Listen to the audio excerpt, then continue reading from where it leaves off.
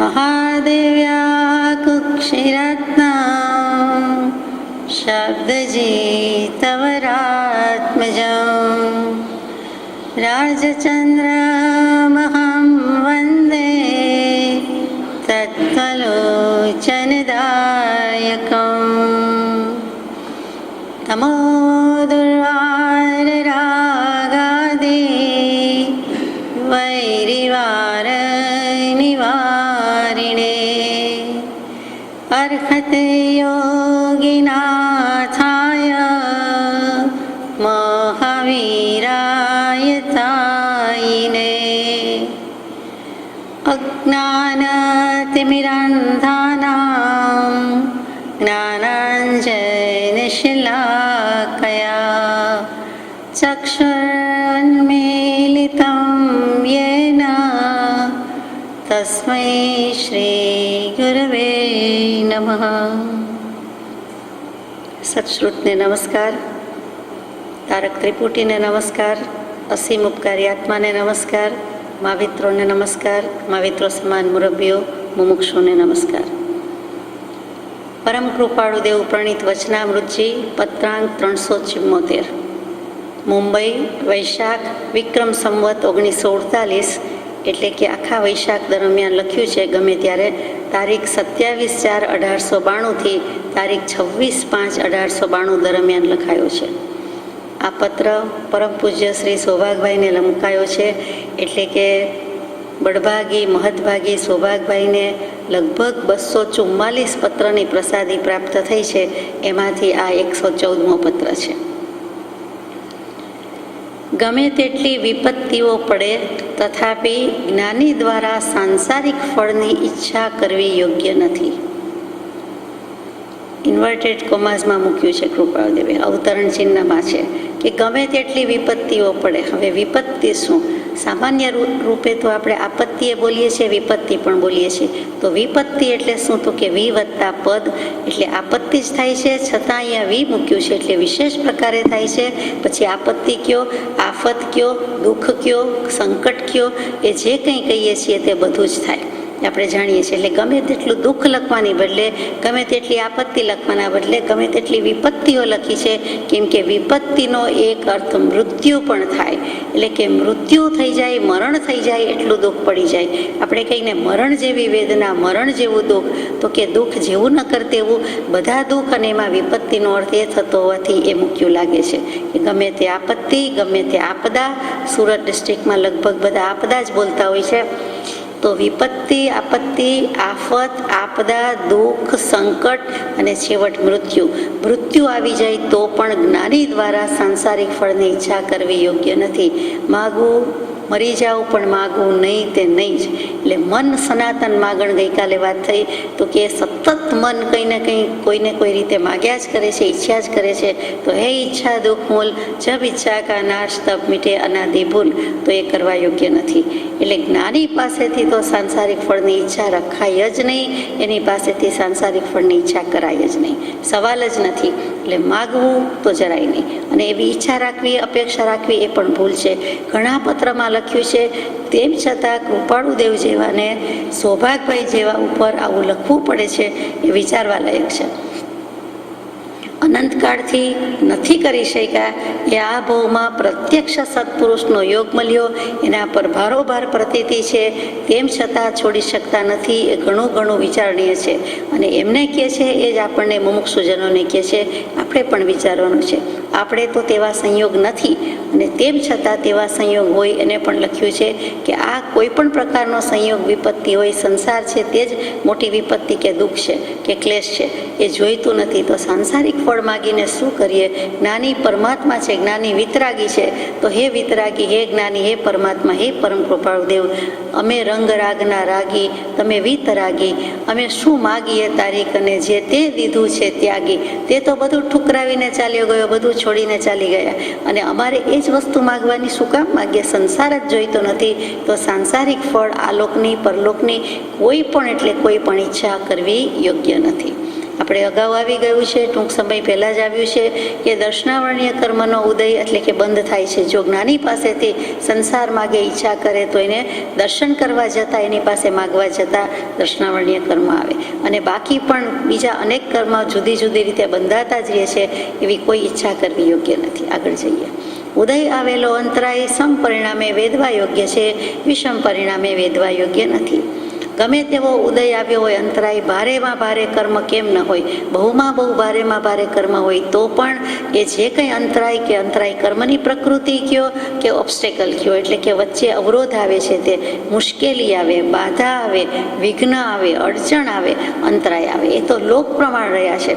અંતરાય કર્મની પ્રકૃતિ પણ કઈ છે મુખ્ય? તો કે દાન, લાભ, ભોગ, ઉપભોગ અને વીર્ય. દાનાંતરાય, લાભાંતરાય, ભોગાંતરાય, ઉપભોગાંતરાય અને વીર્યાંતરાય. તો એ પણ આપણને તકલીફ આપે છે. તો એવી કોઈ પણ અંતરાય કર્મની પ્રકૃતિ ઉદયમાં આવે, મોહનીયની આવે, જ્ઞાનાવરણની આવે, કોઈ પણ આઠે આઠ કર્મની પ્રકૃતિમાંથી ઉદયમાં આવે તો એ સમ પરિણામે વેદવા યોગ્ય છે.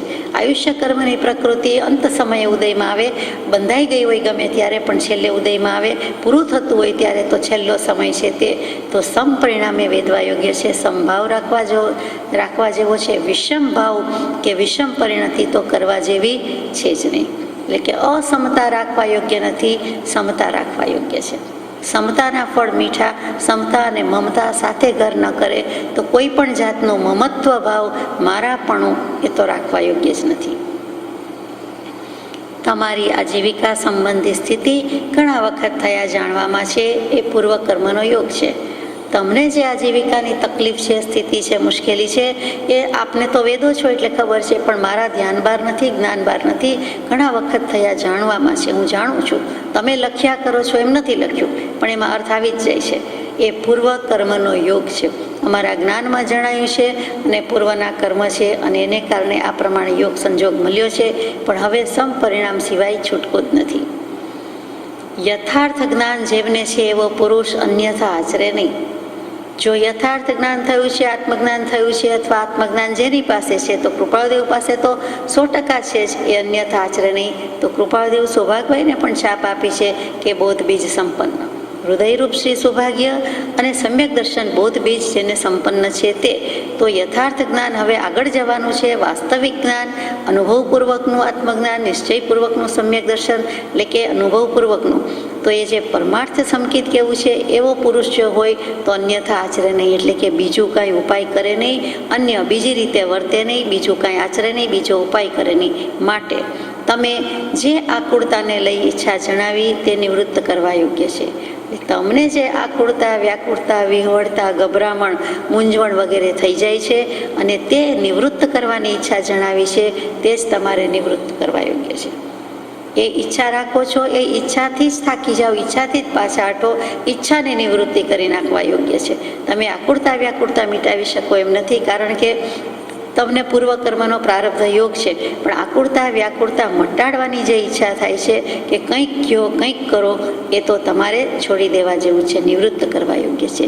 જુઓ, આ વિતરાગ માર્ગનો બોધ છે એટલે કેવી બેલેન્સ રાખીને વાત કરે છે. પોતે કેટલા તટસ્થ મધ્યસ્થ રહ્યા છે, કોઈ પક્ષપાત નહીં, કોઈ પૂર્વ ગ્રહ છે નહીં. બાકી અત્યારે કેટલાક જૈન મુનિના આચારમાં આ શોભે જ નહીં, પણ તેઓ શ્રી પણ આવું બધું આડું અવડા ઉપાય કરવાની પેરવીમાં હોય છે. કાંઈ કરી શકતા નથી, એ કર્મનો સિદ્ધાંત ભૂલી જાય છે, અધ્યાત્મનો સિદ્ધાંત ભૂલી જાય છે અને ઇતર ઉપાયમાં પડી ગયા હોય છે. તો એ એમને ઘટારત નથી, કોઈ મુમુક્ષુને શોભતું નથી, કોઈ આત્મજ્ઞાનીને શોભતું નથી, અને વિતરાગ માર્ગમાં પડ્યા છે.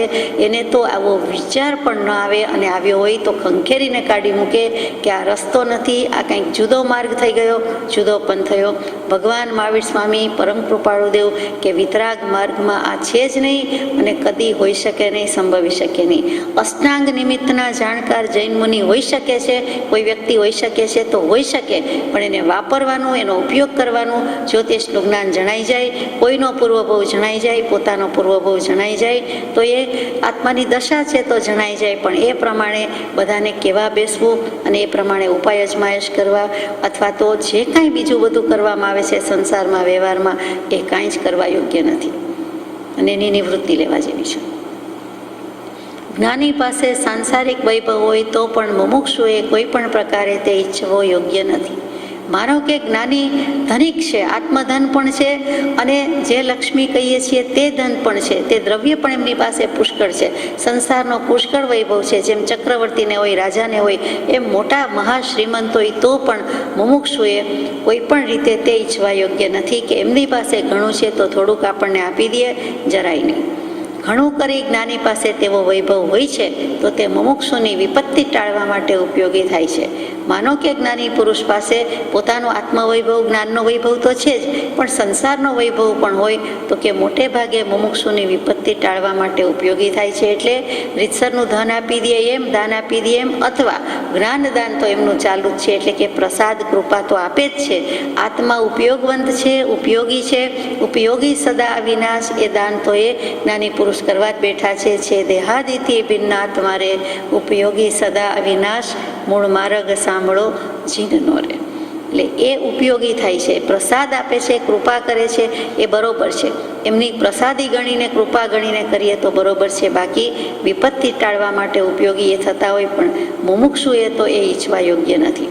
પારમાર્થિક વૈભવથી જ્ઞાની મુમુક્ષુને સાંસારિક ફળ આપવાનું ઈચ્છે નહીં.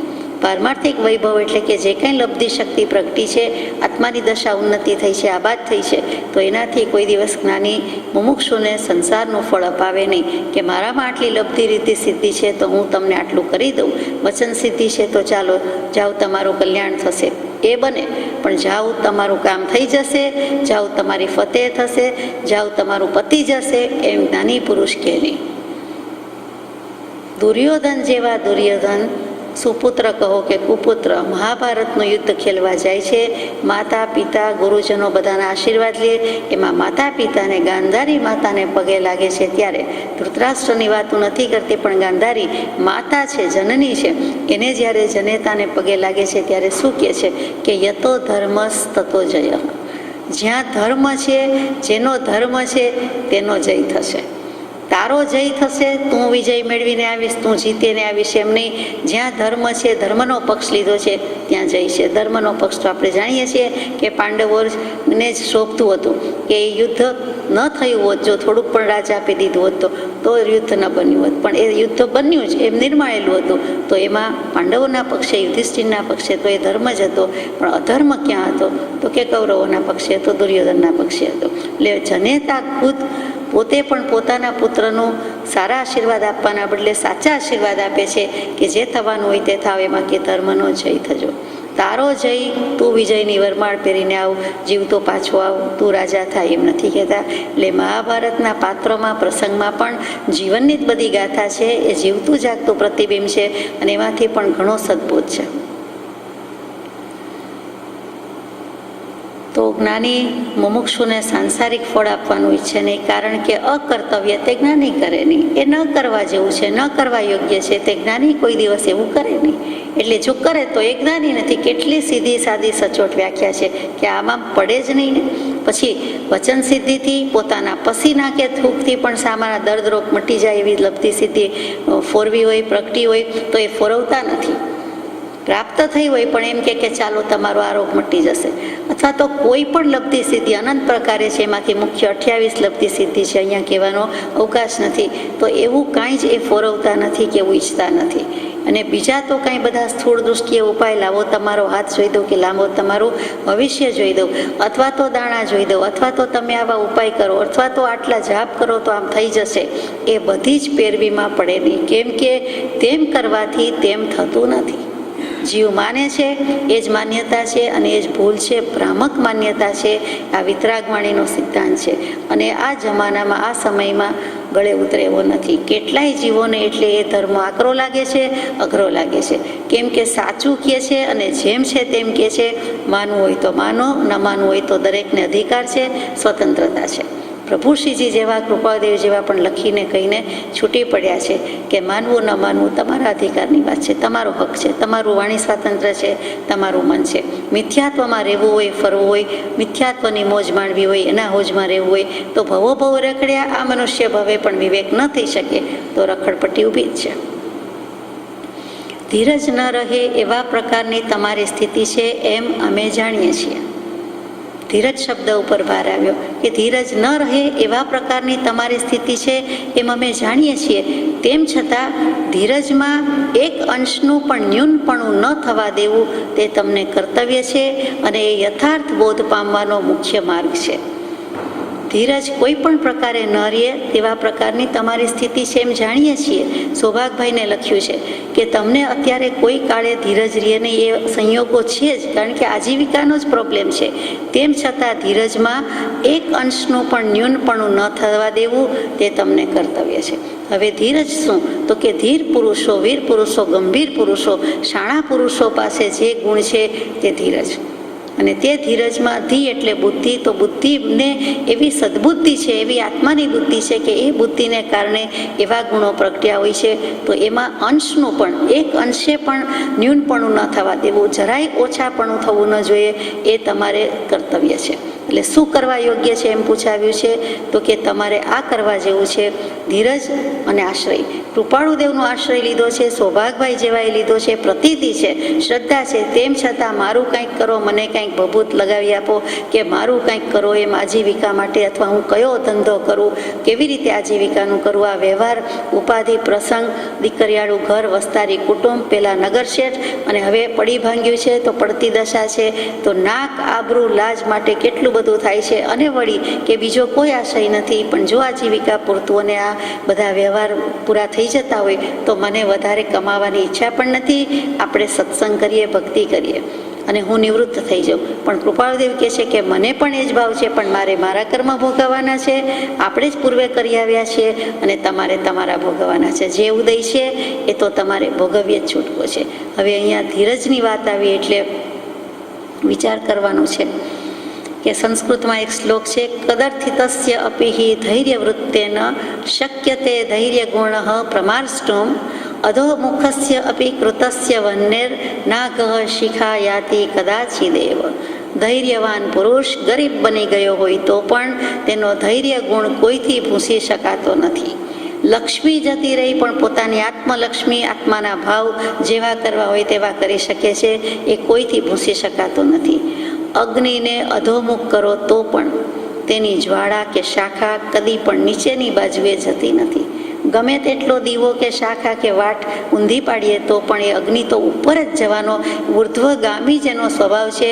તો જે ધીર પુરુષ છે, જે મુમુક્ષુ છે, જે સૌભાગભાઈ જેવા છે, કૃપાળુદેવને મળ્યા છે, શ્રદ્ધા ધરાવે છે, પ્રતીતિ ધરાવે છે, અને મોટી પાઘડીવાળા વયોવૃદ્ધ જ્ઞાનવૃદ્ધ પુરુષને કહે છે કે તમારા જેવા આવું કરે, તમે અને અમે લૌકિક દૃષ્ટિએ પ્રવર્તશું તો અલૌકિક દૃષ્ટિએ કોણ પ્રવર્તશે?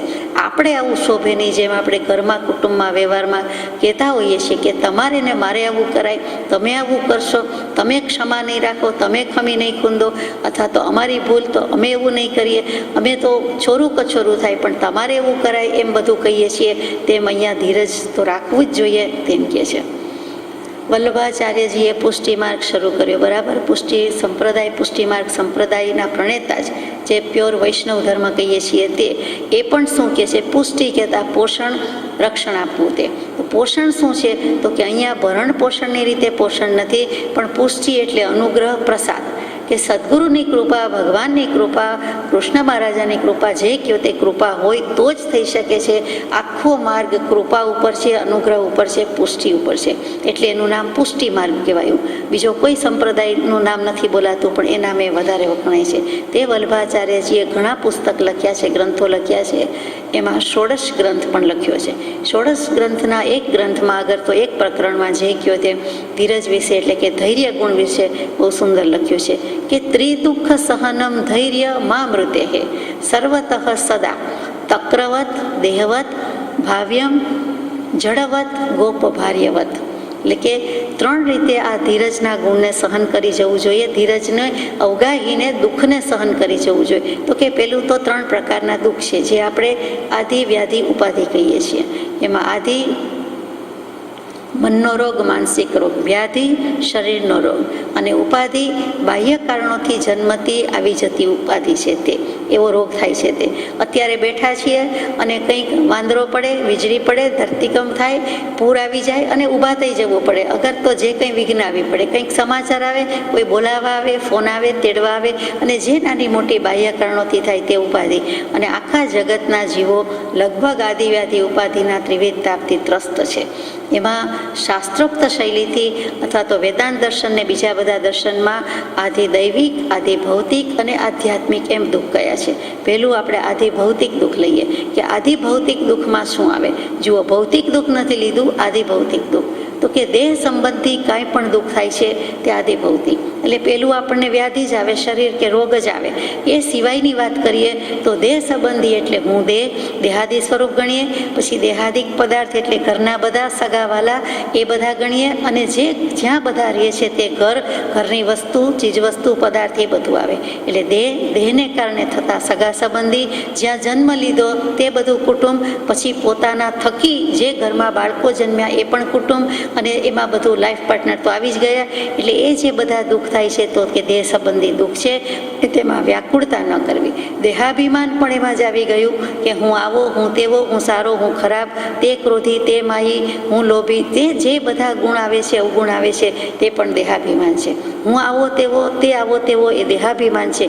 દેહ છે અને દૈહિક દૃષ્ટિ છે, બાહ્ય દૃષ્ટિ છે, એટલે આ બધા વિચાર આવે છે.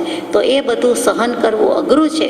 છતાં દેહને છાશ જેવો માનવાનો છે, દેહને પારકી વેઠ માનવાની છે. પોતાના દેહને છાશ અને ઘી, દૂધ અને ઘી, એ દૂધ, છાશ અને ઘી, એમાં છાશની ઉપમા આપી છે કે છાશ નિસાર છે, નિસત્વ છે.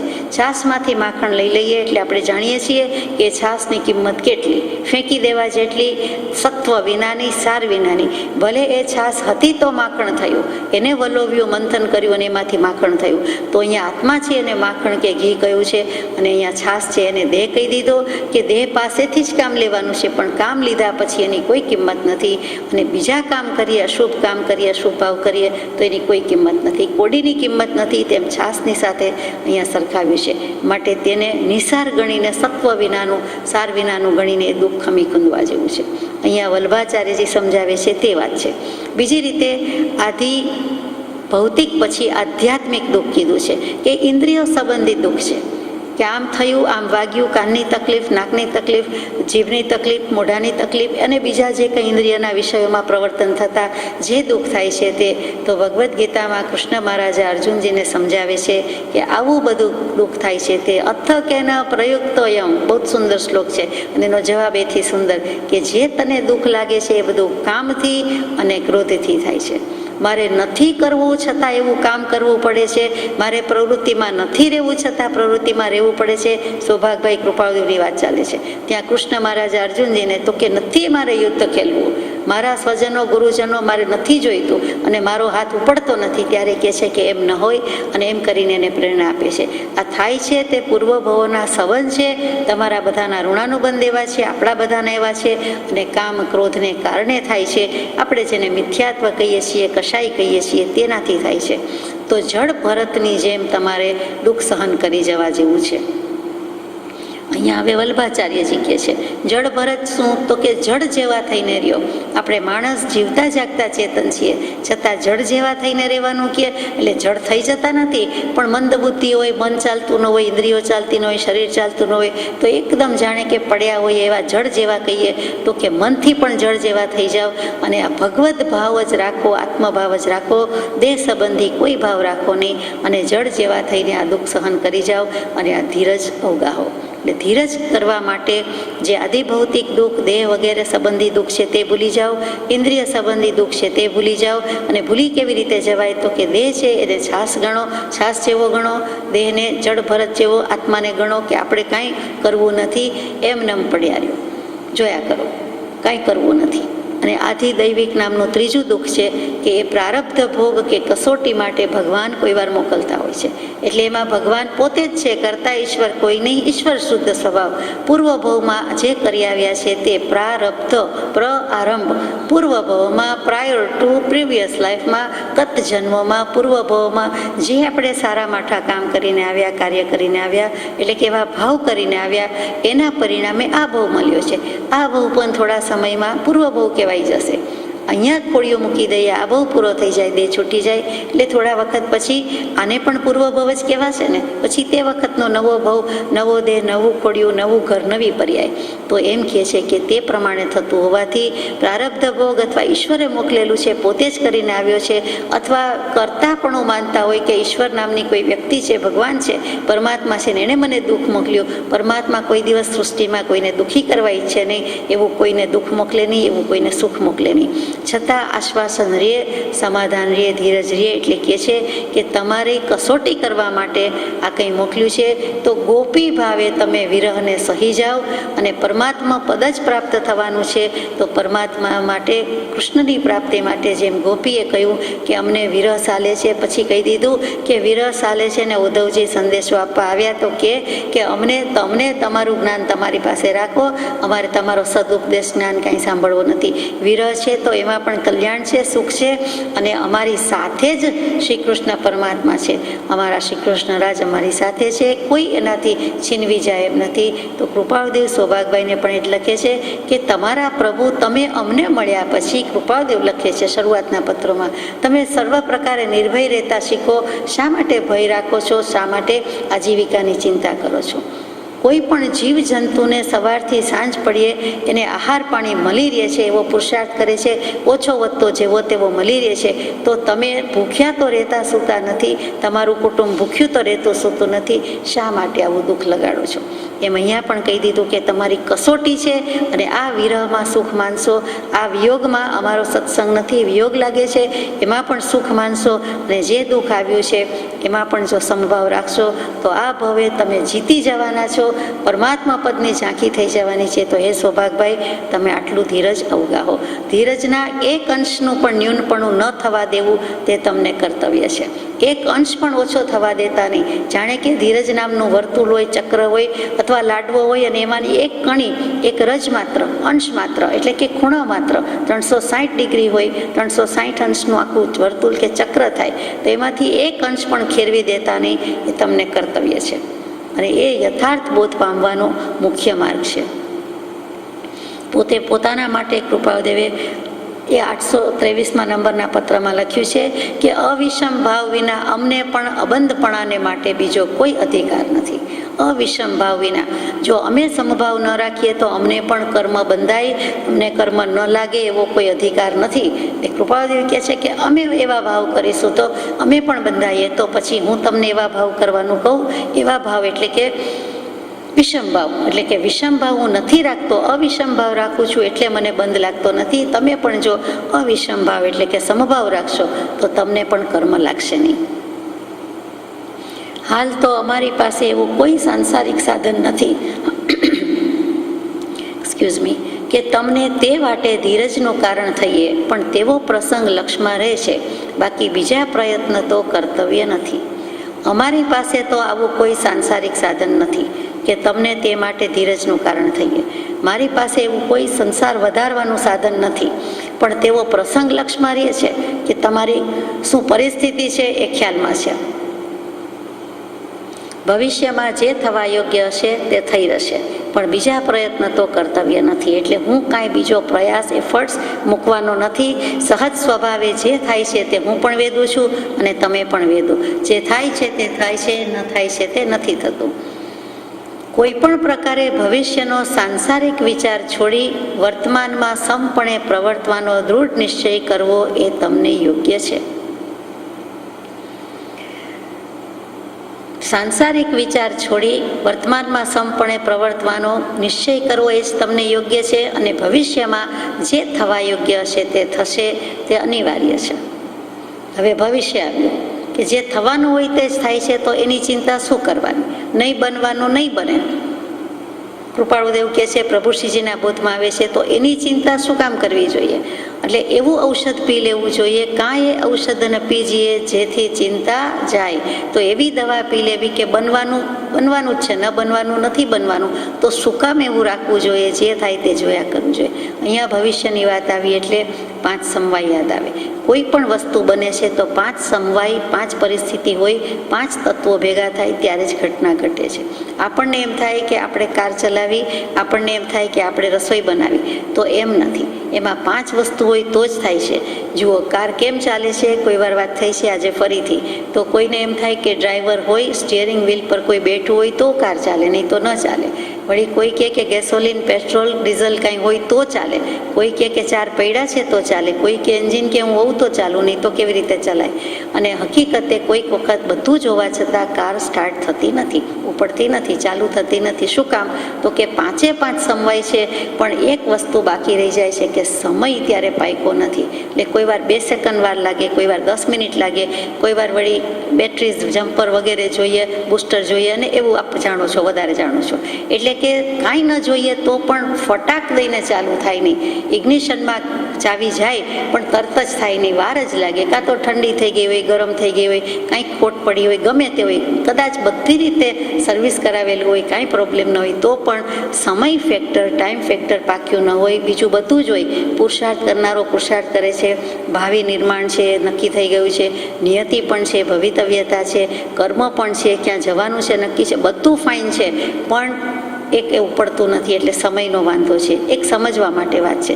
તો એવી રીતે અહીંયા પણ 5 સમવાયની વાત આવે છે કે વસંત ઋતુમાં સમજવા માટે લઈએ કે આંબાને મોર ગમે તેટલો બેઠો હોય, મંજરી ગમે તેટલી હોય, કેટલીક ખરી જવાની હોય, પછી પણ કોઈ અનુભવી ગણે કે આટલી કેરી તો આવશે જ, તો પણ જેટલી કેરી લાગવાની હોય તેટલી જ લાગે. કેટલીક આડી અવળી થઈ જાય, કેટલીક પોપટ ખાઈ જાય, વગેરે વગેરે. અને લાગ્યા પછી પણ બધી જ કેરી પાકે જ એવું નથી, બધી થાય જ એવું નથી. એટલે એમાં પણ કારણ આવી ગયું. દ્વારકા બળી જશે એવું શ્રી કૃષ્ણજી જાણતા હતા, ઘણા પ્રયત્ન કર્યા છતાં પોતાના દેખતા જ એ બળી ગઈ. ખુદ પરમાત્મા, ખુદ ખુદા, ભાવિ તીર્થંકર દેવ, શાહિક સંકિતના ધણી એવા શ્રી કૃષ્ણ રાજા, શ્રી કૃષ્ણ પરમાત્મા, તેમ છતાં એમની નજરે એ પોતાની સોનાની દ્વારિકા પણ બળી ગઈ, યાદવા સ્થળી થઈ ગઈ, યાદવો પણ સંહાર થઈ ગયો, નાશ થઈ ગયો. કેટલા પ્રયત્ન કર્યા તો પણ બનવાનું તો બન્યું જ. એવી જ રીતે ઝાડ પર હોલો અને હોલી, શિકારી તેને મારવા માટે બાજ અને શકરો જે કયો તે છોડી મૂકે છે, પણ નીચેથી પોતાને બાણ તાકવા લાગ્યો. એટલે કે પોતે જોયા કરે છે, શકરો છોડેલો છે, બાજ ગયેલો છે, પોતે પણ બાણ નીચે રાખેલું છે, તેમ છતાં શું થાય છે કે દૈવ યોગે સાપ નીચેથી આવે છે અને એ પારધીના પગે ડંખ મારે છે. એટલે ઝાડમાં પોતાના હાથમાંથી બાણ છૂટી ગયું એટલે પોતાના જે બાજ પક્ષી કે શકરો રાખ્યો તો એને વાગ્યું, એટલે એ મરી ગયો અને પોતે પણ મરી ગયો. અને પેલું હોલો હોલીનું પક્ષીનું યુગલ જે હતું એ જીવી ગયું. એટલે કે રામ રાખે તેને કોણ ચાખે, એ બાજ પણ ગયો, પોતે પણ ગયો. એટલે કે ખાડો ખોદે તે પડે, એ નિર્માણ હતું, એ દૈવયોગ હતો. તો એવી રીતે 5 સમવાયમાં શું આવે તો કે કાળ, સમય પાક્યો છે કે કેમ, સ્વભાવ, એટલે કે અમુક ઉનાળામાં જ પાકે, અમુક શિયાળામાં જ થાય, પછી પાણી ઠંડુ અને ગરમ, તો જે બધો સ્વભાવ છે તે પ્રમાણે જ થાય.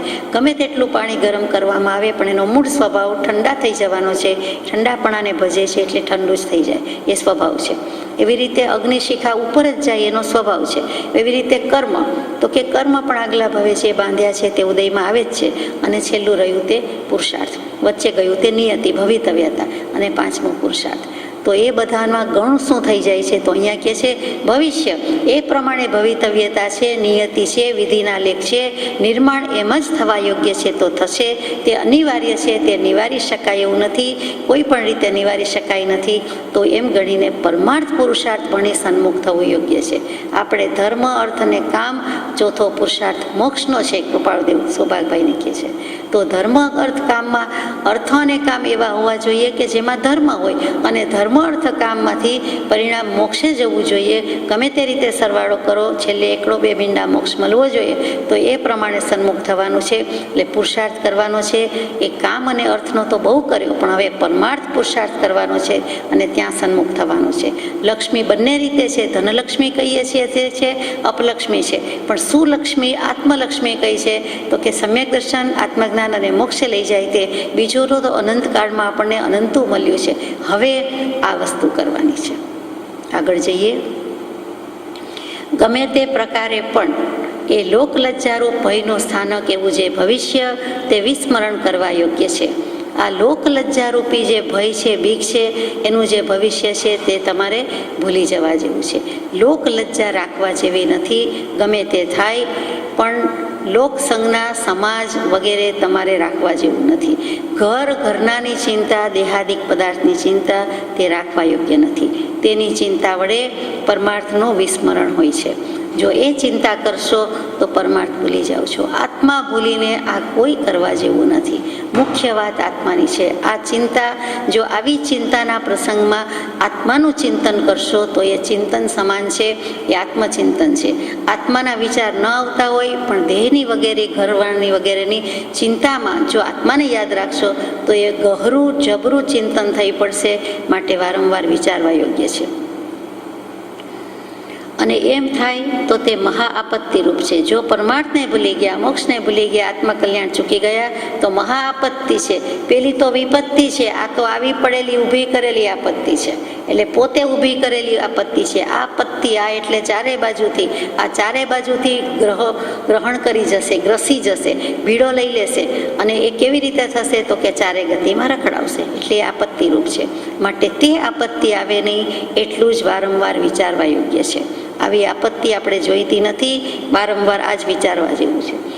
ઘણા વખત થયા આજીવિકા અને લોકલજ્જાનો ખેદ તમને અંતરમાં ભેળો થયો છે.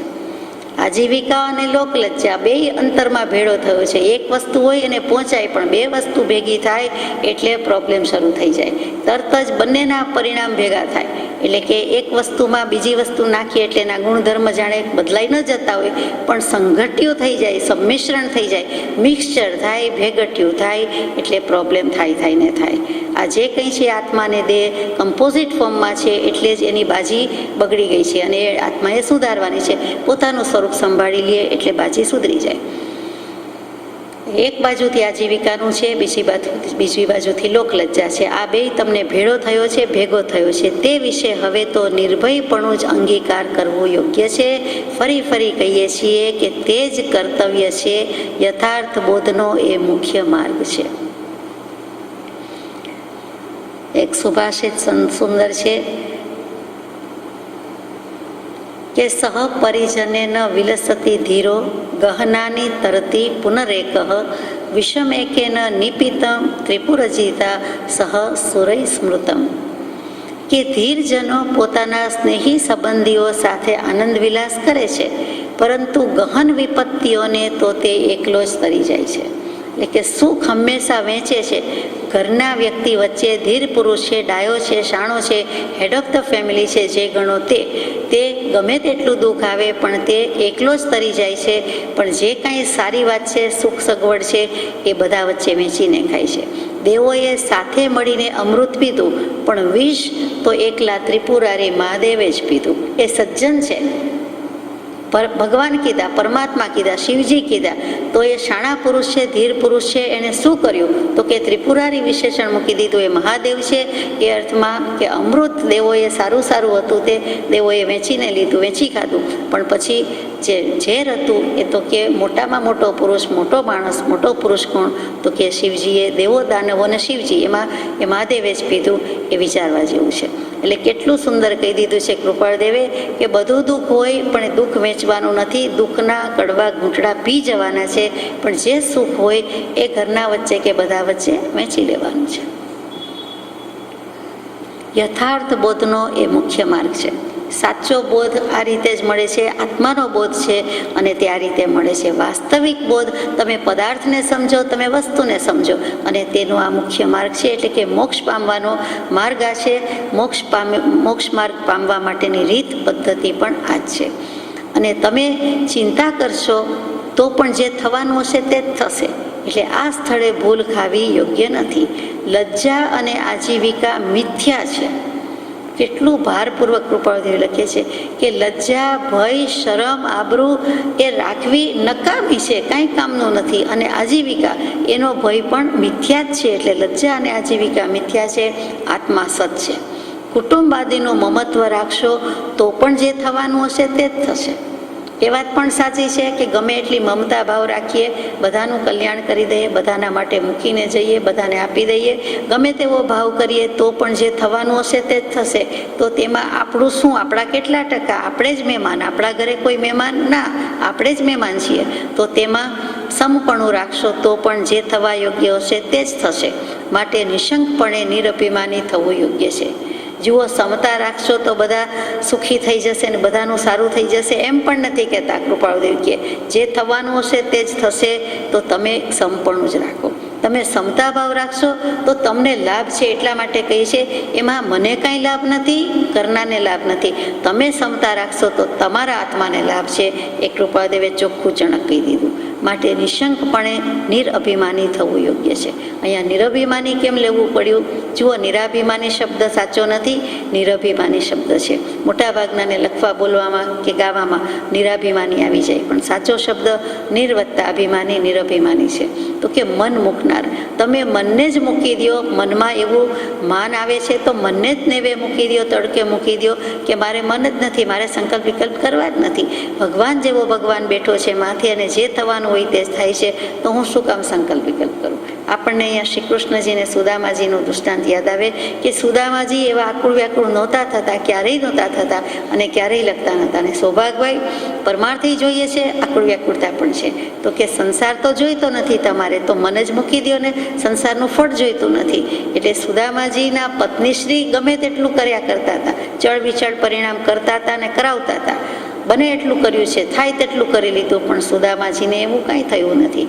અહીંયા સૌભાગભાઈને પણ નિરભિમાની થવાની વાત મૂકી કે તમે શંકા રહિત થાવ અને મન રહિત થાવ. એટલે મન કાઢીને મૂકી આવાય નહીં ક્યાંય, પણ મન તમે અમને જ ચરણ કમળમાં અર્પ્યું છે અને તમે બધું ભૂલી જાઓ, સંકલ્પ વિકલ્પ છોડી દો. સમપરિણામે પરિણમવું યોગ્ય છે અને એ જ અમારો બોધ છે. આ જ્યાં સુધી નહીં પરિણમે ત્યાં સુધી યથાર્થ બોધ પર પરિણમે નહીં. સમપરિણામ, સમપરિણામ. 19મા તીર્થંકર મલ્લીનાથ ભગવાને સમવસરણની દેશના જે દીધી એમાં પણ એમની થીમ શું હતી? તો કે સમ. સમ ઉપર જ આખી દેશના આખું તીર્થંકરપણું કે જે કયો તે તેમણે ઉપદેશમાં મૂક્યું છે, વહાવ્યું છે. તો એ સમ શું? અને મલ્લીનાથ ભગવાને કેવા હતા કે એમણે તે જ દિવસે દીક્ષા અને તે જ દિવસે કેવલ જ્ઞાન થઈ ગયું છે. બીજા બધા તીર્થંકર દેવને કેટલાક વર્ષ થયા છે, આયુષ્ય પ્રમાણે ઘણા બધા વર્ષ, ઘણા બધા મહિનાનો પુરુષાર્થ છે. જ્યારે આ 19મા તીર્થંકર દેવને એક જ દિવસમાં કેવલ જ્ઞાન થઈ ગયું છે. એટલે જબ્બર પુરુષાર્થ, પ્રચંડ પુરુષાર્થ કર્યો છે અને એ પ્રમાણે કર્મો કદાચ ઓછા હોય ને ખતમ થઈ ગયા જે હોય તે, પણ એમના દેશનાનો જે સૂર હતો તે અહીંયા કૃપાદેવે ધીમેકથી મૂક્યો. સમપરિણામે ગમે ત્યાંથી પણ સમતા અને સમપરિણામ તમે બેલેન્સ રાખો, તમે માધ્યસ્થ રાખો, તમે તાટસ્થ્યતા રાખો. વિતરાગ થવું હોય, ઉદાસીન થવું હોય તો આ સમપરિણતિ રાખ્યા વિના છૂટકો જ નથી. વ્યવહારમાં પણ આપણે જાણીએ છીએ કે જ્યાં સુધી સમપરિણતિ નથી તો વિષમ પરિણામ જ ઊભા છે. સમપરિણતિ કોને કહીએ છીએ? તો કે બે પગ હોય એ પણ બેલેન્સ નથી રાખતું તો તરત જ ચૂકે છે, એટલે પડવાનો વારો આવે છે, વાગવાનો વારો આવે છે. એક સેજ બેલેન્સ ચૂકે, એક બે આંખમાં પણ સેજ ઓછું વધતું દેખાય કે ઊંચું નીચું થાય કે કણી પડે કે કાંઈ પણ રજ જેટલું ખટકે તરત જ ઇમ્બેલેન્સ થાય છે. એટલે અસમાનતા તો ક્યાંય ચાલતી નથી. ત્રાજવા તોલામાં, વજનમાં ક્યાંય કોઈનો વ્યવહાર બેલેન્સથી જ ચાલે છે. ઓછું વધતું તોડાય નહીં, ઓછું વધતું કરાય નહીં. તો બધે જ સમવાત છે, સમભાવની વાત છે. તો તદ્દન 100% સમભાવ ન રહીએ તો મધ્યસ્થ ભાવ તો રહીએ, તટસ્થ ભાવ તો રહીએ. ઉદાસીનતા તો આવે કે જે થવાનું હશે તે થશે, બગાડો નહીં તમારા પરિણામ કે ભાવ બગાડો નહીં. અને એ જ અમારો બોધ છે. અમારે તમને આટલું જ કહેવાનું છે. આપણને એક અડધી કલાકમાં એમ લાગે કે એકની એક વાત કૃપાળુદેવે કેવી રીતે કહી છે, તો જે લખનાર છે, વેદનાર છે, એ બંનેને કેવું લાગતું હશે? જે the one who goes through it, Saubhagbhai કે જે અનુભવમાંથી પસાર થઈ રહ્યા છે, જિંદગીના અનુભવમાંથી પસાર થયા છે, એમને કેવો સમય લાગતો હશે? અને કૃપાળુદેવને પણ કેવું લાગતું હશે કે આ જીવને હું ઘણા વખતથી પત્રથી કહ્યા કરું છું, રૂબરૂમાં કહું છું, પણ ખબર નહીં હજુ એમને સંપૂર્ણ સમાધાન થતું જ નથી. એમને સંપૂર્ણતામાં રસ છે, 100% માર્ક્સ જોઈએ છે, છેવટની દશા પમાડવી છે. એટલે કૃપાળુદેવ કેટલો બધો કૃપા પ્રસાદ કરે છે કે પુરુષાર્થ કરે છે કે જે કહો તે, ભલે એમને તો સહજ દશા છે, સહજ સ્વભાવે બધું થાય છે, તેમ છતાં આપણને લાગી આવે કે કેટલું કષ્ટ ઉઠાવ્યું છે, કેટલી કરુણા કરી છે, અને કોઈ કારણ નથી. આ ભગવાનની ભગવતજનોની કરુણા અહૈતુકી જ હોય છે, એટલે કે નિષ્કારણ હોય છે. આ જ્યાં સુધી નહીં પરિણમે ત્યાં સુધી યથાર્થ બોધ પણ પરિણમે નહીં. યથાર્થ બોધ શું? તો કે આત્મા આત્માને પામશે નહીં. યથાર્થ અર્થમ અનતિક્રમ્ય, આત્માનું અતિક્રમણ કરવાનું નથી, આત્માને ઉલ્લંઘવાનું નથી, આત્માને ઓળંગવાનું નથી, આત્માને ભૂલીને કાંઈ કરવાનું નથી. અને એ જો કરવું હોય તો તમારે આ કરીએ છૂટકો છે. સંકટ સહી સમભાવે રૂડા રાજને ભજીએ, એ બોધ એમણે ત્યાં આપી દીધો છે. નીતિશાસ્ત્રમાં એક શ્લોક મજાનું આવે છે કે ધીર પુરુષોએ શું કરવું જોઈએ કે નિંદંતુ નીતિ નિપુણા યદિ વાસ્તુવંતુ લક્ષ્મી સમાવિશતુ ગચ્છતુ વા યથેષ્ટમ અદ્ય એવ મરણમ અસ્તુ યુગાંતરે વા ન્યાયાત પથઃ પ્રવિચલંતિ પદમ ન ધીરાહ. હમણાં ને હમણાં નીતિ નિપુણો કહે છે કે કોઈ નિંદા કરે કે કોઈ સ્તુતિ કરે, કોઈ વંદન કરે કે કોઈ નિંદન કરે, પણ કાંઈ ફેર પડતો નથી. લક્ષ્મી વારણા ખખડાવતી આવે, પુષ્કળ પ્રમાણમાં આવે, કે જે હોય તે ધનોત પનોત જે હોય તે સાથે લઈને જતી રહે, એની ઈચ્છા પ્રમાણે કરે. હમણાં જ આ સમયે, આ સેકન્ડે, આ મિનિટે મરણ થાય કે ઘણા બધા વર્ષ, બહુ મહિના બાકી હોય ત્યાર પછી થાય, ગમે ત્યારે થાય. પણ ન્યાયના પથથી, એટલે કે ન્યાય શું છે એના ઉપર વાત આવી તો કે ન્યાય અને અન્યાય કરીએ તે ઇન્સાફ, એ પણ ન્યાય કરો, નીતિ પણ ન્યાય કરો. ધીર પુરુષો જે રીતિ અપનાવે છે, પદ્ધતિ અપનાવે છે, એ પણ ન્યાય. અને શૈલી છે, શીલ, સ્વભાવ, ગુણ, સદગુણ, સદાચાર, એ પણ ન્યાય છે. આ ન્યાયના પંથેથી ધીર પુરુષો છે એક ડગલું પણ પાછું વળતા નથી. ધીર પુરુષોનો આ માર્ગ જ છે, અને એ જ કૃપાળુદેવે મહાનીતિમાં પણ જોરશોરથી મૂકેલું છે. એટલે ગમે તેમ થાય પણ ધીરજ છોડવા યોગ્ય નથી. આખો પત્ર ધીરજ, ધીરજ ને ધીરજ ઉપર છે. અને વિવેક, ધીરજ અને શરણાગતિ, એ બધા ગુણો ઉપર વલ્ભાચાર્યજીએ પુષ્ટિ માર્ગમાં પણ જે કંઈ ગ્રંથો લખ્યા છે તેમાં પણ અત્યંત ભાર મૂક્યો છે. એટલે એ પણ આપણને યાદ આવી જાય. ચરણ શરણ ધીરજ નથી મરણ સુધીની છે, તો કે સત્પુરુષના ચરણ પકડાતા નથી, પકડે છે તો આજ્ઞા આરાધન કરતા નથી, પ્રેમે કરતા નથી, પૂરા પ્રેમે કરતા નથી. માનો કે બધું થયું, તો કે છેક મરણ સુધી જે એક સત્પુરુષની સત્શ્રદ્ધા રહેવી જોઈએ એ પણ ઘણીવાર રહેતી નથી. એટલે તે ધ્યાન રાખવા જેવું છે કે જીવન પર્યંત, અરે મરણ પર્યંત રહી જાય તો કામ થઈ જાય. ઉદયે સવિતા રક્તશ્ચ અસ્ત સમયે તથા. સૂર્યનારાયણ ઉગે છે ત્યારે પણ રક્તાશ લાલાશ પકડે છે, અને આથમે છે ત્યારે પણ લાલાશ હોય છે. ઉષાના રંગ કે સંધ્યાના રંગ આપણે આકાશમાં જોયા છે કે બંને વખતે સૂર્યનારાયણ, સૂર્યને અહીંયા સત્પુરુષ કે સદગુરુ કહી દીધો કે જગતગુરુ કહી દીધો, એ જે કંઈ છે તે એનું કંઈ છોડતો નથી, એની લાલાશ કે એનામાં કોઈ ફેર પડતો નથી. ઉદય વખતે પણ અકબંધ જેમ છે તેમ, અસ્ત વખતે પણ જેમ છે તેમ, એ હંમેશા ઉગે જ છે. સૂર્ય ચંદ્ર આડે, વાદળા આડે દેખાતો નથી, એ બને એવા કેટલાક પોલ્યુશનના પ્રોબ્લેમ છે, દેખાતો નથી, આવરણ આવી જાય છે, પણ એ તો છે જ, એનું અસ્તિત્વ તો છે જ, એનામાં કોઈ ફેર પડતો નથી. એવી જ રીતે ચંદ્રપ્રકાશ છે ત્યારે પણ સૂર્ય નથી એવું નથી, એ છે તો ખરો જ, એ પણ વિચારવા જેવી વાત છે. તો એવી જ રીતે સંપત્તૌ ચ વિપત્તૌ ચ મહતામ એક રૂપતા. મહત્પુરુષો, મહાપુરુષો છે એ સંપત્તિમાં કે વિપત્તિમાં એક રૂપ જ રહે છે, એક સરખા જ રહે છે, એના રૂપ રંગ બદલાઈ જતા નથી. ડોલ કાકીડો કહીએ કે કાકીડો કહીએ કે કાંચીડો કહીએ, તેની જેમ એના રંગ બદલાતા નથી, કોઈની જેમ રંગ બદલાતા નથી. મેઘધનુષ્યની જેમ આ સત્પુરુષોની શૈલીના આચરણના રંગ ઢંગ બદલાઈ જતા નથી. ઘડીકમાં આમને ઘડીકમાં તેમ એવું નથી, એ તો સ્થિર છે, સ્વસ્થ છે, એટલે એમના પરિણામ બદલાય નહીં. તમારે સૌભાગભાઈ એવું થવાનું છે તો તમારે ધીરજ રાખીએ જ છૂટકો છે. તમે નહીં રાખો તો કોણ રાખશે? જેને દુઃખ પડે એણે જ ધીરજ રાખવાની છે ને, બીજાને તો ધીરજ હોય. જેને વાગે છે, પડે છે, એની જ મરામત હોય ને, એની જ સારવાર હોય ને. સ એવ ધન્યો વિપદી સ્વશીલમ ન મુંચતી. વિપત્તિ વખતે જે મનુષ્ય પોતાના શીલનો, સદગુણનો ત્યાગ ન કરે તે જ ધન્ય છે. સૂર્યના કિરણથી તપેલું હિમ કે બરફ પોતાના સ્થૂળ દેહનો ત્યાગ કરે છે પણ શીલતાને છોડતું નથી. બરફ ઓગળી જાય, પીગળી જાય, એનો દેહ ત્યાગ થઈ જાય, એની તે અવસ્થા પૂરી થઈ જાય તો થઈ જાય, પણ પોતાનું ઠંડાપણું, પોતાની શીતળતા એ કાંઈ છોડી દેતો નથી. હિમ, કરા કે બરફ, ભલે ને જે થાય તે, ભલે ને સૂર્ય મહારાજા એનો સ્વભાવ ન છોડે અને તે પોતાનો સ્વભાવ છોડતું નથી. એવી જ રીતે પ્રલય કાળમાં પવનના અથડાવાથી પર્વતો ભલે ડોલવા લાગે, પરંતુ ધીરજનોના અડગ મન છે એ તો ગમે તેટલા કષ્ટ આવે, વિપત્તિ આવે, મરણાંત કષ્ટ આવે તો પણ ડગતા નથી. ગંગા સતી કહે છે તેમ મેરુ તો ડગે પણ મનન જેના ના ડગે. એટલે કે બ્રહ્માંડ પડી જાય તો પણ મરને પડે બ્રહ્માંડ રે, પણ એના મન ડગતા નથી. એ મેરુ પર્વત જેવી અચળતા અને સ્થિરતા માગી છે, અડગતા માગી છે, અને એટલી ધીરજ રાખવી જોઈએ. આ પત્રમાં ધીરજની વાત તો કૃપાળુદેવે ઘણી કીધી છે, અગાઉ પણ કીધી છે, પણ સૌભાગભાઈને કન્વિન્સ થવા માટે કીધી છે કે બરાબર પૂરેપૂરું સમાધાન થાય, 100% કાંટો ન નીકળી જાય ત્યાં સુધી સત્પુરુષ વાત મૂકતા નથી. ડૉક્ટર દર્દી કે જેની પાસે કાંટો કઢાવવા જઈએ, સામાન્ય વ્યક્તિ હોય તો પણ એ 100% કાઢે તો જ એને ઠીક લાગે છે, નહીં તો કે હવે મારું કામ નથી, બીજે જાઓ. અહીંયા તો કૃપાળુદેવ કહે છે તમારે બીજે જવાની જરૂર નથી, તમારે પરમાર્થ માટે કોઈને પૂછવા જવાની જરૂર નથી. અમારી પાસે છે, અમે બેઠા છીએ, તમને આપી દઈએ છીએ. તમે આનો સંગ થયા પછી સર્વ પ્રકારે નિર્ભય રહેતા શીખવું. અને સૌભાગભાઈને એ શ્રદ્ધા છે, તેમ છતાં કૃપાળુદેવ પાકી કરાવે છે. અને 100% જ, 91% કે 75% પોષાતા નથી. 100% એવી પ્રતીતિ જોઈએ અને તમે એમ જ વર્તો. બીજું એક યાદ આવી જાય કે આ પત્ર લખ્યો છે તો બરાબર કૃપાળુદેવે ઈસવીસન 1892માં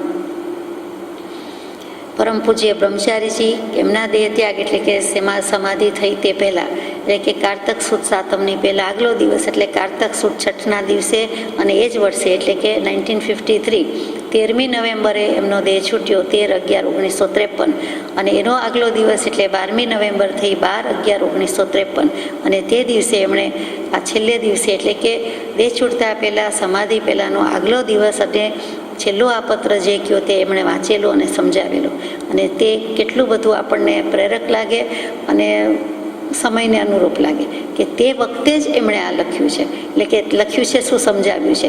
ગઈકાલે આજે થતું હોય અને પછી તો 24 કલાક પણ નથી, દેહ છૂટી જાય છે. એટલે સાંજે દેહ છૂટી જાય, માનો કે આગલી સાંજે કે બપોરે વાંચ્યું હોય કે રાત્રે વાંચ્યું હોય, એટલે ગણતરીની કલાકોમાં 24 કલાકમાં વિપત્તિઓ મરણાંત આવે તો પણ પોતે ધીરજને છોડી નથી અને આત્મા અને દેહને ઉભાવ કાયોત્સર્ગમાં દેહ છોડી દીધો છે.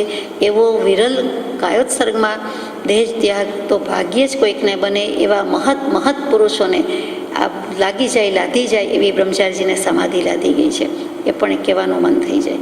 સૌભાગભાઈને પણ આવી દશામાંથી, આવા સાંસારિક ફળની ઈચ્છામાંથી મોટા મુનિવરોને દુર્લભ એવી નિશ્ચલ સમાધિ સુધી કૃપાળુદેવ લઈ ગયા છે, લઈ શક્યા છે. સૌભાગભાઈ એવું કરી શક્યા છે. ઉપાદાન બળવાન થયું ત્યારે ને કૃપાળુદેવ તો ઉત્કૃષ્ટ નિમિત્ત મળી ગયા, પણ એ ઉપાદાન પાકતા પ્રબળતા થતા બળ પકડતા વચ્ચે ઘણો સમય ગયો. અને પછી છેલ્લે પરમ પુરુષ દશા વર્ણન 780, 81, 82 પત્રમાં આપણે જાણીએ છીએ કે સૌભાગભાઈ એવી રીતે દેહ છોડ્યો છે, દેહને આત્માને ભિન્ન અનુભવીને ગયા છે. તો આ પુરુષને ધન્યવાદ છે. કૃપાળુદેવને નમસ્કાર છે, બ્રહ્મચારીજીને આ તકે નમસ્કાર છે, અને સૌભાગભાઈને પણ નમસ્કાર છે કે એવી રીતે દેહ ત્યાગ કરી શક્યા છે. અને મૂળમાં કોણ છે તો કે મૂળ પુરુષ પરમ કૃપાળુદેવ, ઉત્કૃષ્ટ નિમિત્ત. એમને આપણા સમયના નમસ્કાર છે. સજાત્મ સ્વરૂપ પરમ ગુરુ.